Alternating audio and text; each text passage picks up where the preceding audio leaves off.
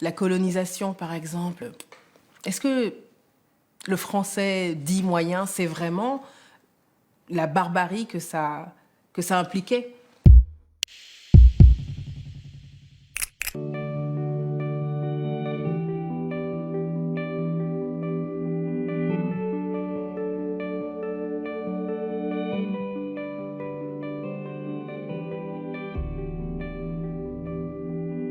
Je parle de sociétés vidées d'elles-mêmes, des cultures piétinées, d'institutions minées, de terres confisquées, de religions assassinées.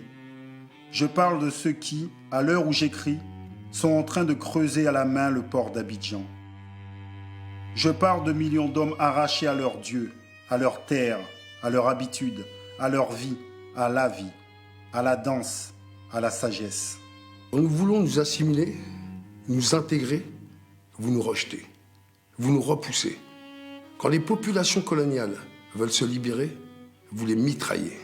Il faudrait d'abord étudier comment la colonisation travaille à déciviliser le colonisateur, à l'abrutir, au sens propre du mot, à le dégrader, à le réveiller aux instincts enfouis, à la convoitise, à la violence, à la haine raciale, au relativisme moral, et montrer que chaque fois qu'il y a au Vietnam une tête coupée et un œil crevé, et qu'en France on accepte, une fillette violée et qu'en France on accepte, un malgache supplicié et qu'en France on accepte, il y a un acquis de la civilisation qui pèse de son poids mort, une régression universelle qui s'opère, une gangrène qui s'installe, un foyer d'infection qui s'étend et qu'au bout de tous ces traités violés, de tous ces mensonges propagés, de toutes ces expéditions punitives tolérées, de tous ces prisonniers ficelés et interrogés, de tous ces patriotes torturés, au bout de cet orgueil racial encouragé, de cette jactance étalée, il y a le poison instillé dans les veines de l'Europe et le progrès lent, mais sûr, de l'ensauvagement du continent.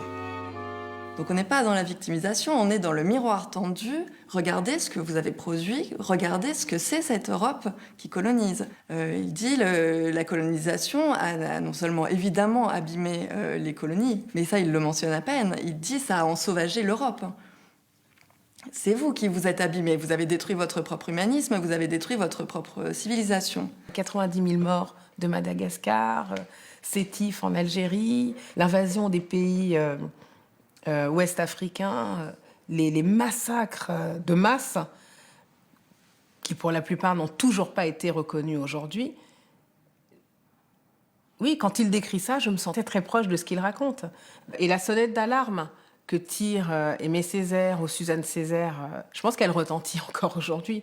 Parce que finalement, la question de l'oppression, évidemment, elle n'est absolument pas réglée.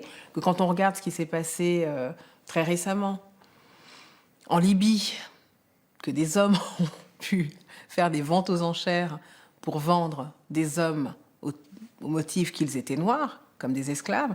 Donc cette sonnette d'alarme qu'ils ont tirée, je pense qu'elle nous concerne.